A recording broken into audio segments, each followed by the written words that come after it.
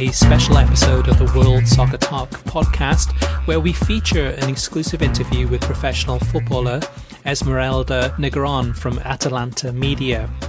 While Atalanta Media may not be a brand name that you're familiar with quite yet, that's one of the reasons why we're bringing you this interview. Atalanta Media has a very interesting and unique business model. They're focused on bringing the best of women's club soccer to US airwaves. As well as being the co-founder of Atalanta Media, Negron played professionally for clubs in the French and German women's leagues, in addition to being one of Princeton's all-time most decorated female athletes. She also held D1 coaching positions for the women's soccer programs at Seton Hall and Princeton. So join Kartik and I for our interview with the Ata Football co-founder. All right, so we've got on the line Esmeralda Negron, and let's talk about Atalanta Media first of all. And first question I've got really for listeners who aren't familiar with Atalanta Media, what is it? Why was it created? And what problem is the company working on solving? What does it solve? What does it do? Yeah, so Atalanta Media is a media company investing in acquiring ex-domestic media rights for some of the best women's pro clubs in the world. And we myself and my co-founder, Hannah Brown, met working at Relevant Sports Group, and I worked at, on the women's professional side. She has some great experience on the media side, working for 10 years at Sky Sports. Put our heads together, saw a problem in the women's game, and basically tried to solve it. So, leagues were trying to obviously facilitate premium broadcasts internationally, but without any sort of proven audience, for premium broadcasters, I think they find it challenging probably to invest in these rights. Basically the leagues were getting stuck and they weren't getting this visibility. So we came in, we said, let's solve the problem. Let's invest in these rights and then make it super easy for the premium broadcasters to kind of take the best matches and to facilitate this type of visibility for women's football. And we're so excited to have been able to launch the company. Which leagues and clubs are you actually actively involved in right now as far as taking those rights and then working deals in the US to bring those games to a lot of our listeners and viewers in North America? Yeah, so we've invested in FAWSL, which is the women's league in England, the top flight. We have invested in those rights in the US, Germany, and Italy. We've also invested in D1 Feminine, which is the French league, top flight French league. And we have those rights in the US, UK, Ireland, Germany, and Italy. And then we also have Bundesliga global clip rights. So we are working with Bundesliga, and we are also speaking to other clubs and leagues around the world to see if we can facilitate premium broadcasts and just elevate the visibility around women's football. So, incredibly excited. I think you've got some of the best players in the world, competing in those leagues. You've got the likes of Olympique Lyonnais, 7 or 8 time Champions League winner. And now they can be either visible on a weekly basis to fans in all these different territories. So we couldn't be more excited to be able to facilitate this. Now you're bringing many of the biggest players, the biggest clubs on the women's soccer side to viewers in the United States, just as one example. How important is the brand in this? I mean, is the goal to have Atalanta Media working behind the scenes more so to bring these games to viewers in the US and around the world, of course, or is it that you're also trying to brand Ata Football or Atalanta Media as kind of a brand? Yeah, so I think our company has a two-pronged approach. So our business is Atalanta Media, but our consumer brand is Ata Football.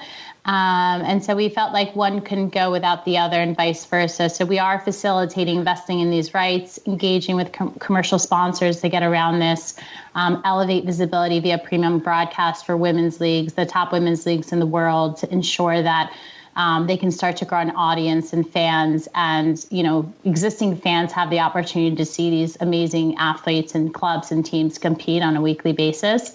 But we have also launched the Ata Football brand and our platform, atafootball.com, which is, at the moment we have free access to live and on-demand matches from all our leagues, clips, highlights, premium podcasts. We have some weekly shows, and we'll start to build out the content on the platform. But our goal really is to build out that platform. We felt like the platform couldn't have success without, generating fandom and providing this visibility for the best women's players in the world. And we'd like to build a global community and deliver amazing experiences and opportunities via the platform for young girls around the world. I think, young girls have never really had female role models before. They haven't had access to female players on a weekly basis outside of these big events like the Olympics or the World Cup. We felt like it was really important to inspire them to build fandom, and we're excited to build that community. And that will likely get launched in the new year. At the moment, the platform, obviously delivers a lot of value to fans in the U.S. and across our territories in Europe and the U.K. So we're really excited. So it's kind of a two-pronged approach. And certainly two different, not necessarily two different, but two kind of focuses at the moment, but I think they go hand in hand. The question I have is so you have the atafootball.com, which is the kind of the consumer side of the brand, the Atalanta Media, which is very involved, talking to the different leagues and in the clubs and trying to bring those rights to make it easier for soccer fans to watch soccer in the US and other countries, of course. How different would this be if Atafootball and Atalanta Media didn't exist? I mean, would these games, where would those games be? I mean, would they exist for viewers in the US? They wouldn't at the moment. Of course, time would tell whether premium broadcasters would start to invest in these leagues and such. I mean, it's an incredibly, I think, amazing time for women's football, and there's tremendous growth opportunity. And I think the sky's the limit for the sport and for the players and for all involved. But if we hadn't come in and facilitated these rights and invested in them, they wouldn't be accessible on NBC. We facilitated FAWSL. 50 matches are going to be on NBCSports.com and the app, or on NBC Sports Network Live, alongside their male counterparts. So that's incredibly exciting. The French League is now on ESPN Plus, with some matches that will be aired on ESPN linear networks as well. Our platform provides fans free and live access, or delayed, and different depending on our kind of agreements with our distribution partners. Without us coming in and investing in these rights, I would find it very hard to believe that any of these leagues and clubs and matches would be accessible to fans in these territories this year. I mean, again, who knows how long it would take, but our goal was to really accelerate growth. I was a former player. I've kind of been through the trials and tribulations of being a pro. This is going back to 2005. I know the conditions, and it's so much better now. But, the quality is there. You've got some of the biggest clubs in the world investing on the women's side. I think you just lack that regular visibility and marketing coverage to build that fandom. And it's hard to do that without, first and foremost, making it easily accessible to fans around the world. So we are trying to solve that problem and facilitating that exposure, and hopefully accelerating kind of the women's football on the pro side. It's kind of, path to growth and realizing its potential. We saw the success, and I would call it a success because there was at least some social media buzz. There was a lot of conversation about the matches that were put on NBCSN and had your branding at the top of the screen as you launched your platform. What has been the feedback from that, and do you think that has not only elevated WSL in this country, because there had been a hunger to see WSL on television for a while? I mean, people like me had the FA player and figured out ways to hook it up and mirror the match from the FA player, but obviously get it on linear television. But how has that affected your branding? Yeah, I think, we actually didn't, we weren't, for us, when we invested in these rights, we said, okay, we're going to take the risk. How can we build in our brand and start to build our brand and our mission, and for people to know that we're associated with facilitating premium broadcast and visibility for women's football. we are championing the sport, and we're massively, supportive of kind of growing it. And we wanted to make that visible. And, we were able to, because we launched and we didn't have any big sponsors on board yet, we were able to obviously incorporate our brand and get that visibility and promote ourselves and what we're delivering, and obviously our platform, which will be growing out in the community piece of that. And I'm sure we'll be able to kind of throw that in here and there.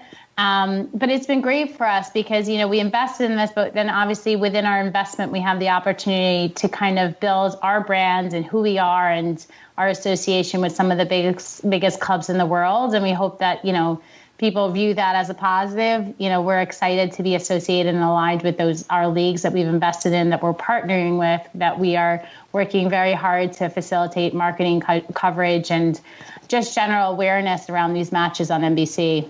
So I wanted to ask about the platform online that you've built, and the thought process behind it in showcasing some of these players and some of these leagues, and sort of what the thinking was behind that.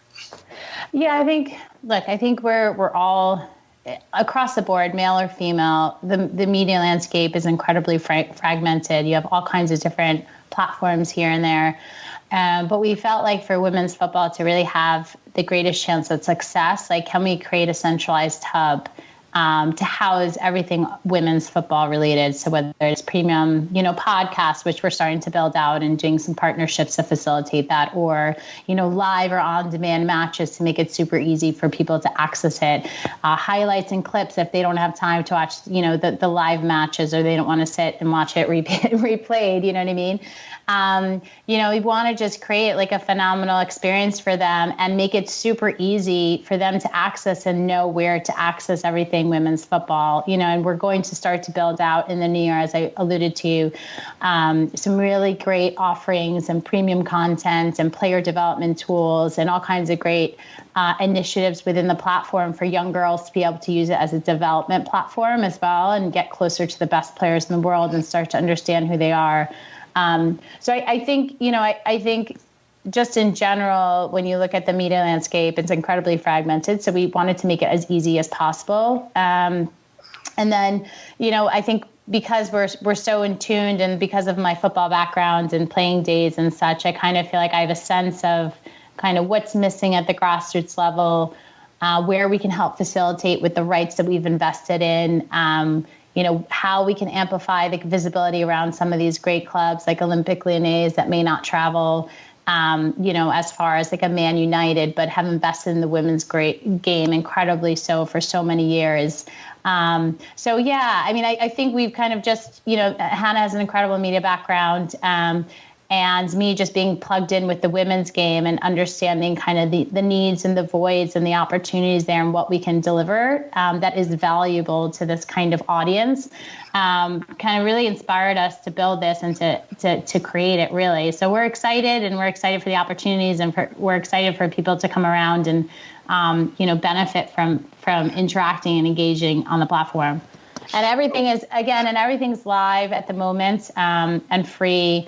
And we actually are in the process of launching our app. So that should be ready either this week or next week as well. So, fans can obviously access this via the app, the live matches and such. As you build out this platform, which would be a one-stop shop for women's football for fans, what's your timeline and what's your sort of anticipated your anticipated timeline, and how much time do you think it will take to actually generate the audience you're looking for on the platform? Yeah, that's a good question. I don't know. You would hope, we've gotten a decent amount of, we're excited and very optimistic based on the type of numbers and, registrants and people that have visited the platform. So it's been great in our first 2 months. We're going to be working on some really deep kind of grassroots partnerships, which we're working on at the moment, collegiate partnerships with D1, D2, D3 colleges across the U.S. I'm pretty plugged in with some, from my former playing days, I have a great network of people that are working at the youth side in various countries around the world, and they're super excited about what we're building. So, I hope that as we start to build out more offerings and launch our kind of player development platform, which we hope is going to be January, February timeframe, that we should be able to hopefully grow pretty quickly. But, again, time will tell, and let's see. We hope that within our first year we have some great success, and, hopefully tens of thousands of players are connected to the platform and visiting it and finding value and, being a part of that community. We're excited and hopefully it does have success within our first year. So let's see. And then switching gears for a minute, in terms of your playing background and also coaching background too, having coached at Princeton, for you personally, you must have seen some dramatic changes in terms of whether it's just the growth of women's soccer. Yeah, I think you see so much growth. I mean, you see like audiences grow across the world. From each World Cup, from one World Cup to the next, right? Every 4 years, you see that growth, which is exciting. You've seen, like, when I was playing it, when I graduated in 2005, the reason why I went abroad to play in Europe was because the Women's League, WUSA, the first iteration, unfolded. So, you see, and then the WPS came and that kind of folded, I think, within 2 or 3 years. And then, you're in the NWSL now, which I think, don't quote me, I think it's now in its 8th season, if I'm not mistaken, but that's exciting and that shows promise. And then, when I was playing, I didn't, the English league, I think non-existent. Like there wasn't very much going on there because I remember when I was looking at playing abroad, there was very few options and very few leagues that were actually fully professionalized. So now you've got some of the biggest clubs in the world investing in their women's teams, whether it's like Man United or Real Madrid or Barcelona.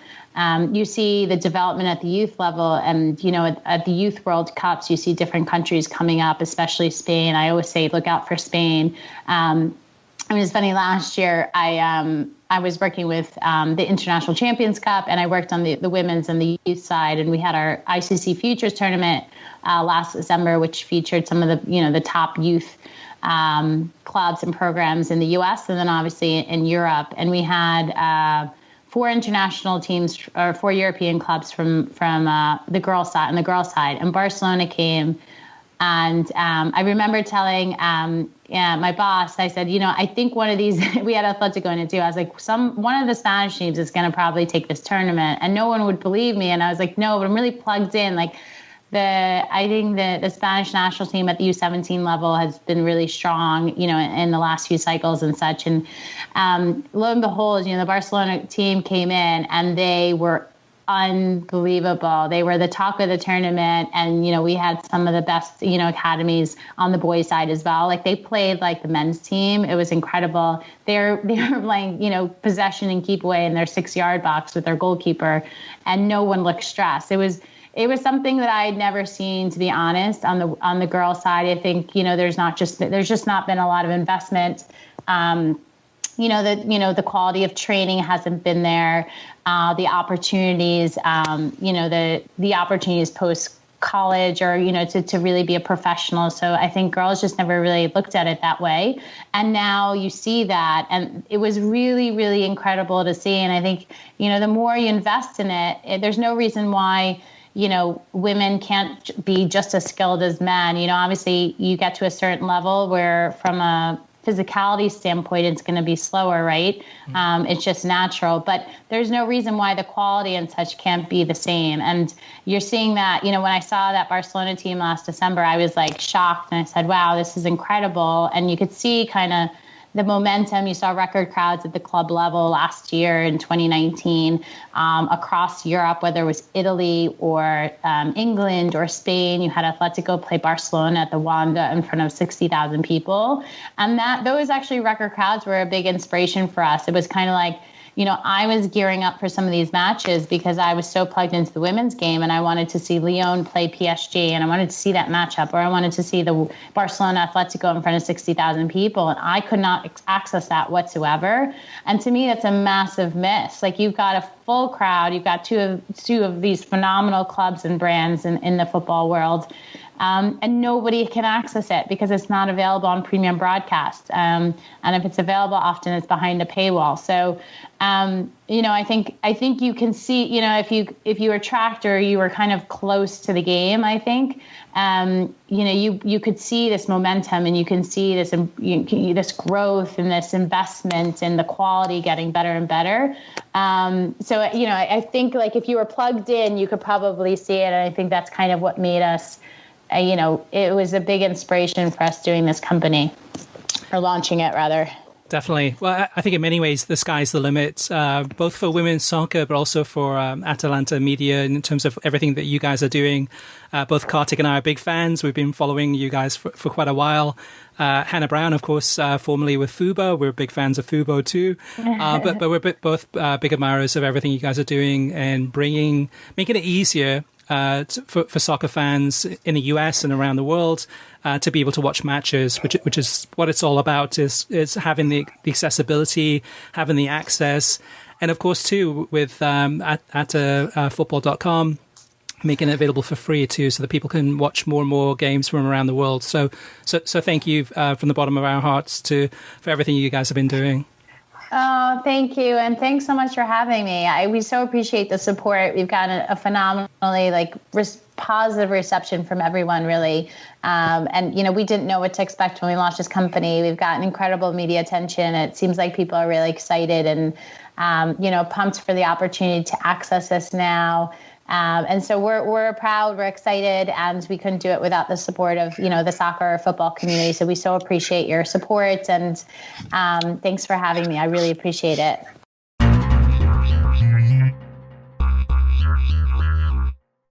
Thank you so much for listening to the interview. Make sure you check out Atalanta Media's website at atafootball.com. That's ATAfootball.com to watch more women's soccer, as well as to learn more about their unique streaming service.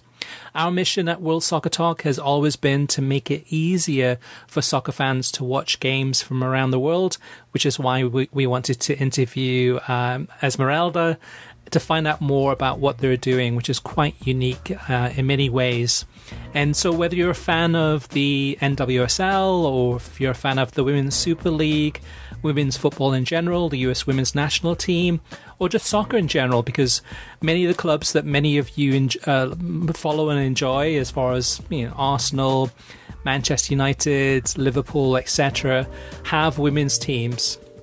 And many of those games are available on US TV, and thanks to AtaFootball, actually thanks to AtaFootball, that it's available on US TV as well as streaming. So thanks again for listening, and definitely check it out. It's atafootball.com.